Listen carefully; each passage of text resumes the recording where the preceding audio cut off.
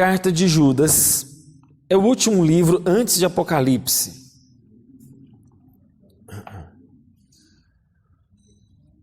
Judas, capítulo 1, na verdade só tem esse capítulo, e nós vamos ler somente 3 versículos, do 1 ao 3. E diz assim a palavra de Deus: Judas, servo de Jesus Cristo, irmão de Tiago, aos chamados, amados em Deus, Pai, e guardados em Jesus Cristo. A misericórdia, a paz e o amor vos sejam multiplicados. Amados, quando empregava toda diligência em escrever-vos acerca da nossa comum salvação, que me senti obrigado a corresponder-me convosco, exortando-vos a batalhardes diligentemente pela fé que uma vez por todas foi entregue aos santos. Vamos orar mais uma vez. Deus, obrigado pela tua palavra. Ilumina esses corações aqui pela manhã. Ilumina, Deus, os nossos olhos espirituais. Tira toda cegueira, tudo aquilo que turva a nossa fé, tudo aquilo que apaga a fé do nosso coração. Assim nós oramos em nome do Senhor Jesus. Amém. Irmãos, nós vamos estudar esse texto com mais detalhe hoje à noite. Mas graças a Deus pela vida dos irmãos aqui essa manhã, porque eu quero detalhar a parte de batalhar pela fé. Nós vamos ver 4 versículos hoje à noite, mas eu não vou trabalhar com tanta profundidade como eu vou trabalhar o verso 3 agora com os irmãos. E graças a Deus por vocês aqui essa manhã. Bom, só a título de introdução, Judas, esse Judas aqui não é o Judas Iscariote. Como é que a gente sabe disso? Bom, os indícios estão claros, porque ele fala o seguinte: Judas, servo de Jesus Cristo, irmão de Tiago. Judas Iscariotes não era irmão de Tiago, o pai dele chamava Tiago. Então, Judas era um nome comum. E é interessante que justamente a Bíblia reserva o livro de Judas, a carta de Judas, para justamente falar daqueles que apostataram da fé. Judas Iscariotes não foi um desses que apostatou da fé? Não foi aquele que abandonou a fé?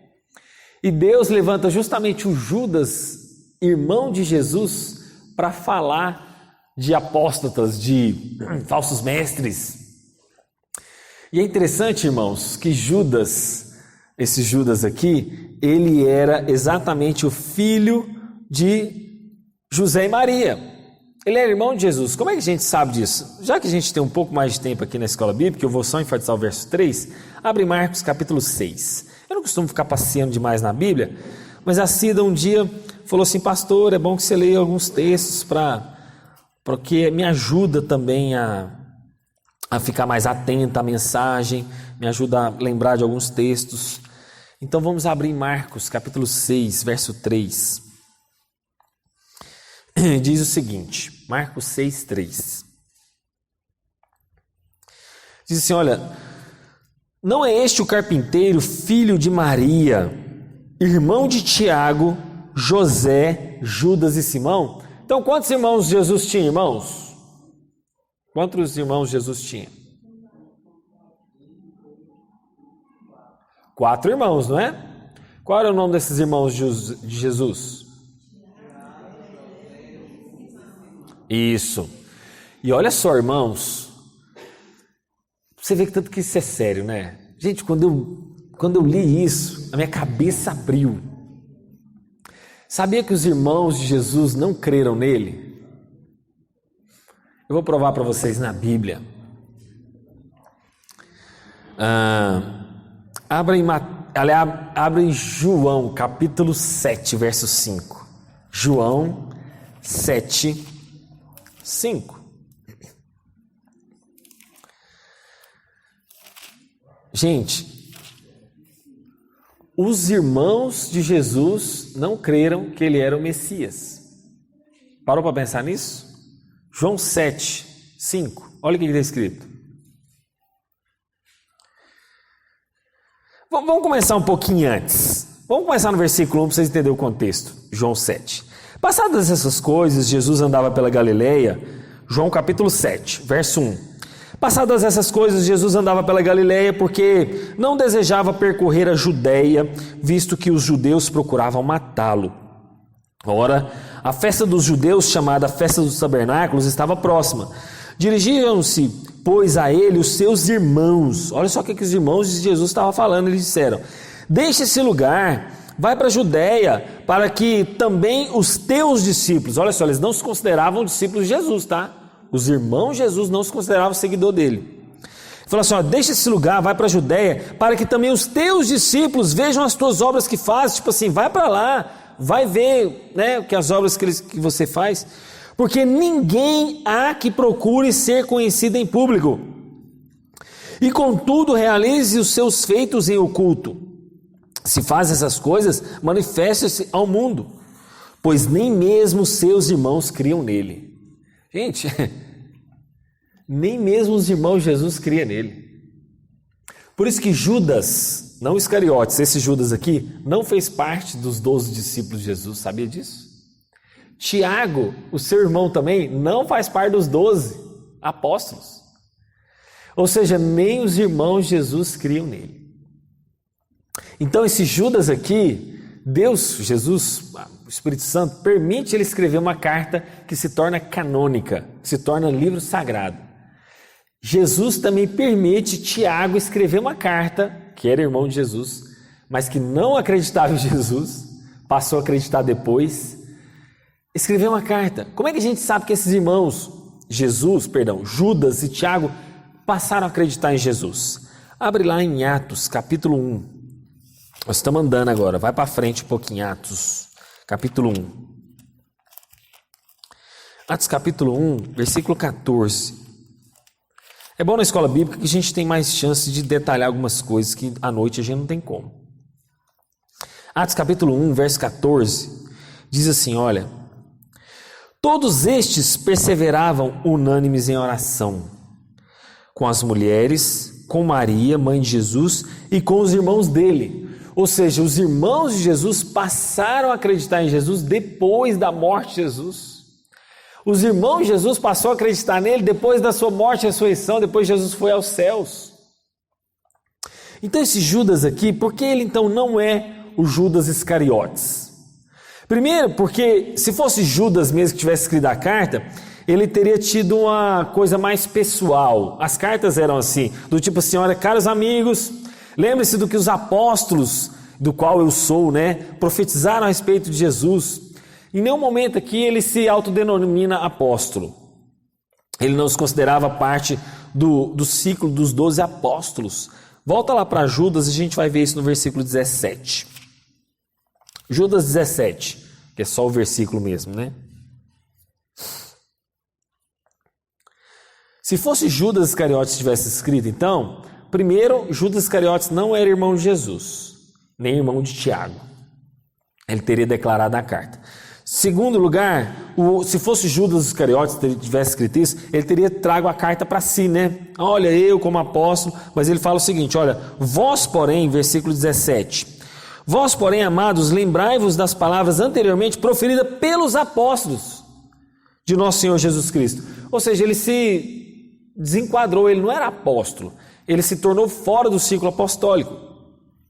Então, Judas pode ser descartado exatamente porque ele não era filho, mas ele era, ele não era irmão de Tiago, mas era filho de um homem chamado Tiago. Vamos ver então o nome do pai de Judas? Lucas 6,16. Lucas, vai voltar aí agora de novo, sua Bíblia, antes de João, Lucas 6,16. Lucas 6,16 está escrito: a escolha dos 12 apóstolos. Antes de eu ler o 16, vamos ler uns versículos aqui anterior de novo. Lucas 6,12. Naqueles dias retirou-se para o monte a fim de orar, passou a noite orando a Deus. Está falando de Jesus. Lucas 6,13 agora. E quando amanheceu, chamou a si os seus discípulos e escolheu 12 dentre eles, os quais deu também o nome de apóstolos. Aí fala Simão, a quem acrescentou o nome de Pedro, André, seu irmão, Tiago e João, Filipe e Bartolomeu, Mateus e Tomé, Tiago. Agora não é o mesmo Tiago, entendeu? Tem vários Tiagos na Bíblia, tem vários Judas, A gente tem que saber de quem a gente está falando. Ele falou, ó, Tiago, filho de Alfeu. Ou seja, aqui também não é irmão de Jesus, você concorda? Porque se fosse irmão de Jesus, falaria Tiago, filho de José. Tiago, filho de Maria. Então aqui é outro Tiago. Então o Tiago que escreveu aquela carta era o irmão de Jesus, não era apóstolo. Havia um apóstolo chamado Tiago? Sim, mas era outro, ele era o filho do Alfeu. Aí fala Simão, também chamado Zelote. Aí fala Judas, filho de Tiago, ou seja, esse Judas aqui tem um pai chamado Tiago, né? E Judas Iscariotes, que se tornou o traidor. Ou seja, olha o tanto de Judas na Bíblia. Então aquele Judas que a gente está falando, que escreveu a carta, era o meio-irmão. Gente, eu nunca parava para pensar, por que meio-irmão? É porque ele era filho, né, de José e Maria. E Jesus era filho, entre aspas, só de Maria, porque foi o Espírito Santo que gerou. Então eu nunca entendi a palavra meio-irmão. Não sei se os irmãos eram como eu, né? Todo mundo aqui entendia, né? Acho que só eu que era meio tapadinho, né, que não entendia. Mas eu, gente, por que meio-irmão? Aí eu entendi, porque era só filho da Maria, né? Lógico. Aí eu fui parar para pensar. E esse Judas aqui está escrevendo essa carta, por quê, irmãos? Para que a gente possa batalhar pela fé. E agora nós vamos entrar no nosso estudo de hoje. Porque à noite eu vou falar sobre outros temas. E aí, ele fala o seguinte, no versículo 3. Amados, quando eu empregava toda diligência em escrever-vos acerca da nossa salvação comum, foi que me senti obrigado a corresponder convosco, exortando a batalhardes diligentemente pela fé que uma vez foi dada e entregue aos santos. Sabe o que é interessante aqui que Judas está escrevendo? Esse Judas aqui, irmão de Jesus, ele estava pensando o seguinte, olha, vamos fazer o seguinte, eu vou escrever uma carta aqui a respeito da salvação que esses irmãos estão precisando saber. E quando ele usa a palavra amados, não está aí bem no início do verso 3? Amados. Ele não está dizendo para quem que ele estava escrevendo essa carta. Ele não falou se era para igreja fulana de tal. Ele não disse que esses irmãos eram gentios ou judeus. Ele não fala isso. Ele só fala amados. Isso significa que essa carta é uma carta universal, que devia rodar por todas as igrejas.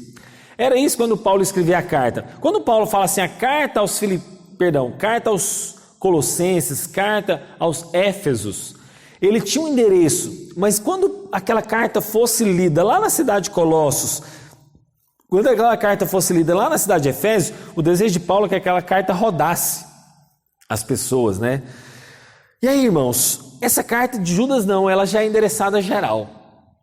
Só que há um sinal aqui que a gente vê em alguns versículos, por exemplo, os versículos 5, que diz o seguinte, olha, quero pois lembrar-vos, embora já estejais cientes de tudo, uma vez por todas, que o Senhor, tendo libertado um povo, olha só, quando ele começa escrevendo isso, ele está dizendo que as pessoas já entendiam do Velho Testamento. Ele fala o seguinte, olha, tendo libertado um povo, tirando da terra do Egito, destruiu, pois, os que não creram e os anjos que não guardaram o seu estado original. Olha só, está falando de anjos, guardaram o estado original, abandonaram o seu próprio domicílio, e eles tendo guardado sobre trevas em algemas eternas para o juízo. Aí ele fala, olha, como Sodoma e Gomorra.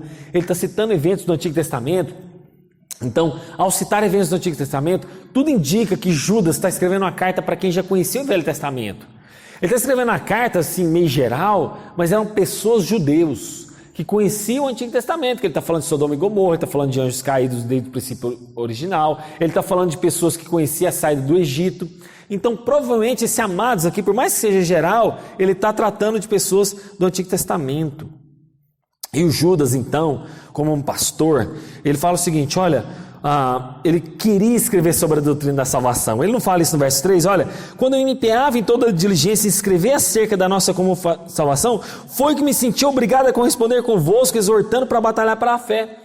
Ou seja, ele estava escrevendo sobre a salvação, aí parece que o Espírito Santo, né, deu um clique nele, falando assim, olha, tem uma coisa mais importante para você escrever. Você está falando sobre salvação aqui, Judas? Mas é o seguinte, vamos falar sobre um assunto que é urgente. Esse pessoal precisa batalhar pela fé. E eu confesso para os irmãos que domingo passado, quando eu vi a igreja, né, com o número de irmãos aqui, eu falei assim, gente, nós precisamos batalhar pela fé mesmo.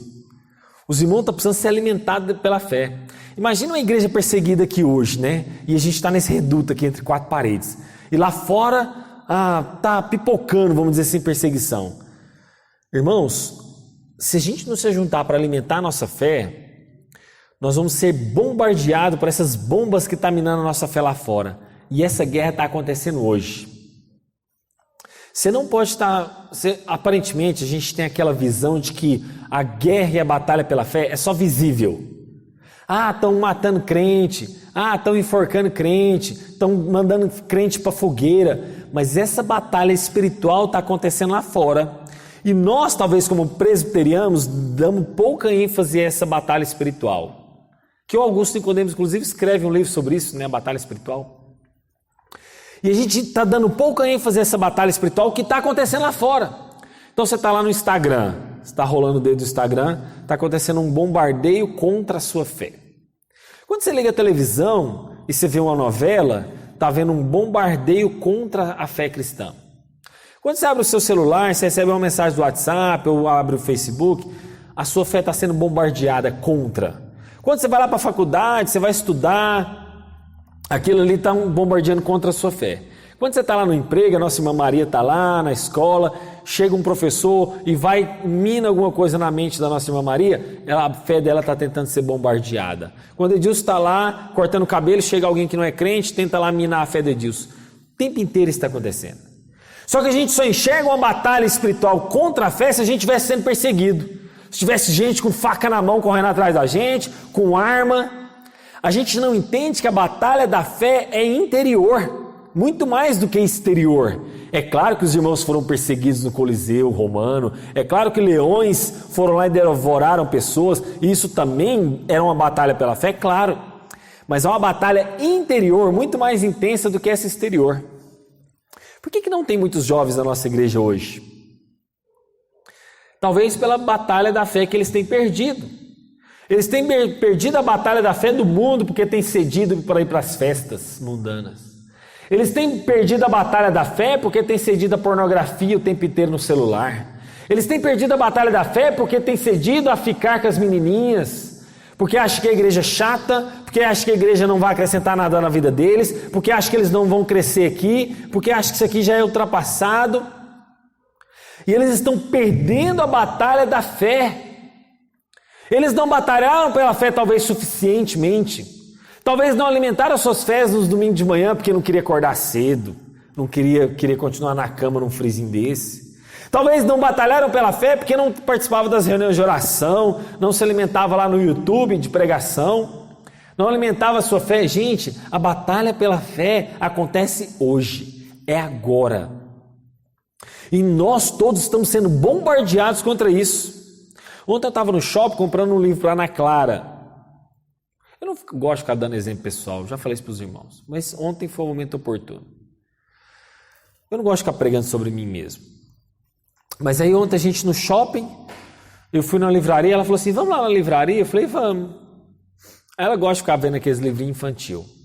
Gente, eu comecei a pesquisar os livros que estava vendendo. Sabe aqueles livros assim que tem naquelas ilhas no shopping de R$10, de R$15? Eu fui lá nessas aí. Eu não tenho mais dinheiro também, né, do que isso. E aí eu fui lá olhar os livrinhos de R$10 para Ana Clara. Gente, tava lá assim, ó, bem perto do caixa. Primeira onda do feminismo, segunda onda do feminismo, terceira onda do feminismo. Aí eu abri lá num capítulo, Meu Corpo, Minhas Regras, que eu gosto desse capítulo. Eu falo assim, quero ver o que essa mulher tem para falar. Toda vez que a mulher usa essa história de meu corpo, minhas regras, é para aborto, na maioria das vezes. E eu fico pensando, será que essa mulher que escreveu isso não sabe da ciência? Não sabe que o feto não é extensão do corpo dela? Será que essa mulher que grita meu corpo, minhas regras, que foi, não sei se os irmãos viram essa semana, tá? Umas 3 mulheres tiraram a roupa num culto público lá nos Estados Unidos, não sei se foi no Texas, naquela igreja do Joel Osteen, uma igreja enorme, irmãos. Quer uma igreja grande, vocês vão nesse Joel Osteen. Ele gosta de teologia do coach, teologia da prosperidade. Ele é um cara que só vive rindo. Até fizeram um meme com ele que ele só prega sorrindo e tal. Ele tem a orelha grande como a minha, mas eu acho que a dele é até maior do que a minha. Ela é grande a orelha dele. Mas você vê a igreja dele, não estou exagerando, pega um Goiânia Arena, é aquilo ali, tomado de pessoas, é 12 mil pessoas no culto, é 10 mil pessoas, é 8 mil pessoas, é ali os cultos que era dele. E essas 3 mulheres tirou as roupas, né? Mas ficaram só de sutiã e calcinha, e aí ficavam gritando, meu corpo, minhas regras, meu corpo, minhas regras, e as 3 foram tiradas pelos diáconos, pelos seguranças lá. Só que quando uma mulher grita, meu corpo, minhas regras, ela esquece de saber que o bebê não é corpo dela. Cientificamente, o bebê é uma unidade independente da mulher. Quando eu falo independente, não é que ele não depende do cordão umbilical e para ser alimentado pela mãe, não. Mas ele não é extensão do corpo da mulher. Ele é uma outra vida separada da mulher. Tanto é que se você pegar aquele feto, aquele bebê e colocar ele in vitro, alimentar ele pelo cordão umbilical, ele vai se desenvolver e ele vai viver como uma criança. Porque ela não é extensão do corpo da mulher. Então como é que a mulher grita meu corpo, minhas regras? Sendo que o feto não é corpo dela, não é extensão. Não é o braço dela, não é os dedos, não é o olho, não é o ouvido, não é os seios dela, não é a coxa, não é o pé. Não é extensão do corpo dela. E eu lendo esse meu corpo, minhas regras, lá do capítulo desse livro, eu fui vendo os outros livros. Era feminismo, era coisas em relação à revolução. E eu fiquei pensando, gente, olha o tanto de coisa aqui para minar a nossa fé. Aí eu virei para Ana Clara, eu não sei se o cara do balcão que estava atendendo ouviu, mas eu falei assim, Ana Clara, isso aqui você pode queimar tudo, ó. O cara deve ter ficado bravo comigo, que logo ele saiu do balcão lá, foi lá ver os livros, né? Eu acho que ele acabou ouvindo. Aí eu comprei para ela um quebra-cabeça e vim embora, né? E aí, irmãos, essa é a batalha pela fé. O que você vai ler no livro, o que você vai ler no jornal, o que você vai ver na televisão, o que você vai ler no seu celular, tudo isso é para tentar destruir sua fé. E por que a nossa igreja está envelhecendo? A igreja presbiteriana do Boa Vista, essa aqui. Ó, a Najara, que é jovem, que está aqui no nosso meio, eu, Ângela e Elaine. Né? A Lidiane também está mais ou menos a minha idade, o Bruno também. Fora isso, né, que somos aqui jovens adultos, vamos assim dizer, o resto da nossa igreja é adultos da meia idade. Irmãos, cadê os jovens mesmo, literalmente? Cadê os de 19, 18, 17 aqui hoje nesse culto? Cadê os de 21, 22? Tudo que a fé deles está sendo bombardeada. Aí eu fico perguntando, quantos anos essa igreja presbiteriana do Boa Vista vai durar se a gente continuar assim? A não ser que a gente discipule as nossas crianças, os nossos adolescentes de forma intensa mesmo, para que eles se mantenham na fé aqui. Porque o que as nossas crianças, os nossos adolescentes estão lá dentro sendo treinados pelas nossas irmãs, pela Rene, pela Noemi, pela Elvina, né, pela Lidiane. Essas crianças estão lá, elas precisam ter uma base muito sólida para enfrentar o que vai ser na batalha da fé para elas. E essa batalha da fé aqui, meus irmãos, vale para nós adultos agora. Por quê? Porque Judas tinha a intenção de escrever sobre salvação, mas ele viu que tinha uma coisa mais urgente para falar, que era batalhar pela fé. E aí, quando ele senta para escrever, imagine Judas lá no seu gabinete pastoral, escrevendo para falar da salvação, mas surge um assunto urgente e necessário, que é proteger o rebanho desses falsos ensinos que vão chegando na igreja para tentar minar a fé dos irmãos e dispersar os irmãos. E ele fala de batalhar. Irmãos, batalha é uma coisa que exige esforço.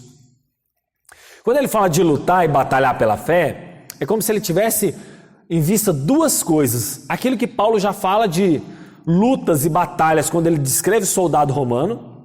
E muitas vezes Paulo fala de lutas e batalhas descrevendo atletas. Aí eu te faço uma pergunta. Você acha que alguém chega na Olimpíada e não treinou dia nenhum? Você acha que alguém chega lá na Olimpíada e ele não teve horas nenhuma de treinamento, de dieta, nada? O cara cai do nada de paraquedas na Olimpíada? Você acha que é assim? Claro que não. A mesma coisa é alguém lá na guerra. Você acha que alguém vai guerrear lá comendo um almoço na sua marmita dentro da tenda? Você acha que guerra acontece isso? É dentro de tenda, cada um comendo um frango frito com arroz e feijão? É isso que acontece? Guerra não. Tudo isso envolve batalha. E aí eu te faço uma pergunta. Será que você tem batalhado pela sua fé aqui nesse lugar? Quando a gente clama para as pessoas virem para a reunião de oração, eu sempre falo isso, eu não clamo só por números, eu clamo porque você precisa estar batalhando pela sua fé. Quando eu clamo para você estar aqui na Escola Bíblica Dominical, não é só para a gente ter a igreja relativamente cheia, comparativamente cheia hoje, né? para você estar aqui fazendo número para mim ir para casa e ficar feliz. Gente, você é nada. Eu clamo você estar aqui no domingo de manhã para você batalhar por essa fé que está sendo minada aí, ó. Aí eu te faço uma pergunta. Será que 35 minutos por semana? Pega aí, nós temos 24 horas por dia. 24 vezes 60 dá quanto?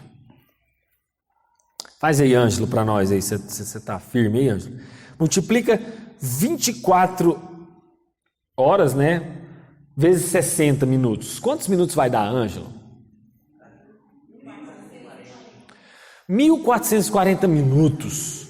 Você tem todos os dias. Agora multiplica por 7, Ângelo. 1440 vezes 7. Pode. Não, peraí, 205 mil e quantos? Pois é, 205 mil minutos. Seria isso? Ângelo e Lidiane, confirma? Hã?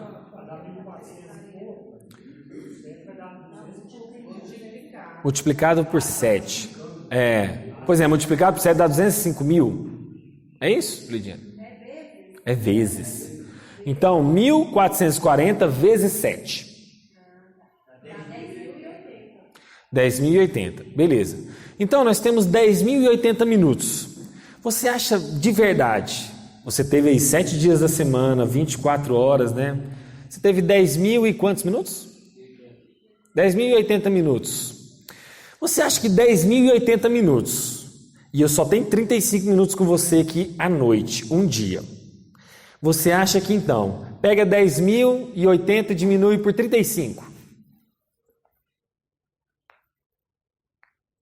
10.080 menos 35?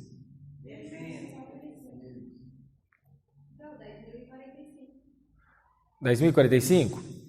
Então tá. Você tem 10.045 minutos. Desses 10.045 minutos, você foi bombardeado por um monte de outras coisas. Você acha que eu vou resolver a sua fé em 35 minutos? Em um dia da semana? De 7 dias da semana? Como é que você está batalhando pela sua fé? Como é que você... E aí você falta o culto, né? Você não vem todo domingo. Aí, quando você está faltando os cultos, você está faltando as reuniões de oração, você está faltando as EBD, a sua fé está sendo minada por um monte de outra coisa lá na sua casa. TV, livro, internet, sei lá, vizinho que chega e barulha no seu ouvido, alguém lá no ônibus que foi lá e xingou e você concorda com o xingamento da pessoa, sei lá. E aí a sua fé está sendo minada na internet, em casa, na TV, pelo vizinho, e você acha que com os meus 35 minutos, de um dia da semana, de 7 dias da semana, desses 10.000 e tantos minutos que se sobrou, você está batalhando pela sua fé? Como é que você vai querer ter fé? Como é que você vai alimentar a sua fé se você tem alimentado a sua fé só uma vez por semana, por 35 minutos, que é a oportunidade que eu tenho para falar aqui para vocês? Judas não tinha isso em mente. Quando Judas escreve de batalha, ele está falando de guerra. Está falando de uma coisa que dá trabalho. Está falando de uma coisa que vai exigir seu esforço. Está falando de coisa que você vai ter que levantar cedo, de manhã, orar todo dia, ler a Bíblia todo dia. Vir para a igreja de manhã mesmo, quando tiver frio, quando tiver chuva, quando tiver noite, quando tiver vigília, quando tiver na sexta-feira cansado. Isso é batalhar pela fé.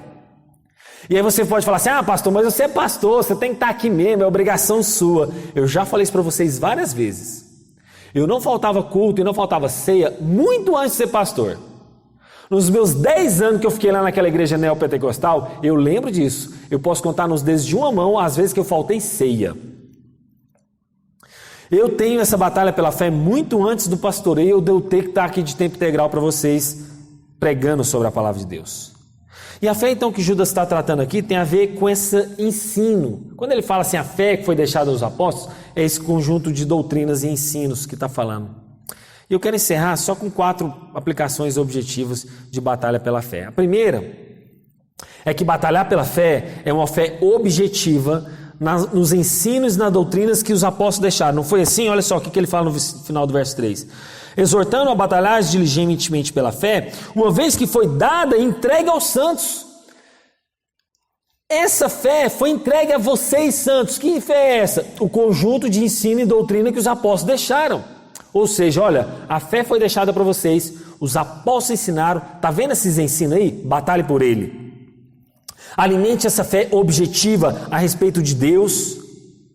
Essas verdades que vocês receberam, que vocês creem, que você confia, batalha por ela.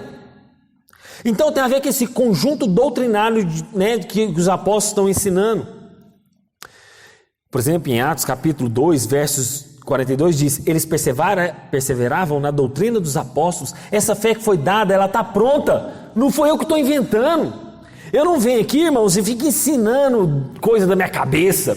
Eu não venho aqui e fico inventando doutrina para vocês seguir. Igual, né, tem se usado muita doutrina do véu hoje nas igrejas, inclusive reformadas. Eu não estou aqui inventando doutrina. Eu não estou aqui inventando que você tem que usar véu agora. E aí, irmãos, a gente não está aqui ensinando coisa da minha cabeça ou da minha vontade, mas é uma fé objetiva que você tem que entender e você tem que crer. Mas você tem lutado por isso? Você tem alimentado isso? Por isso que muitos abandonam a fé. Então você tem que batalhar por essa fé objetiva, conjunto de doutrina e ensino.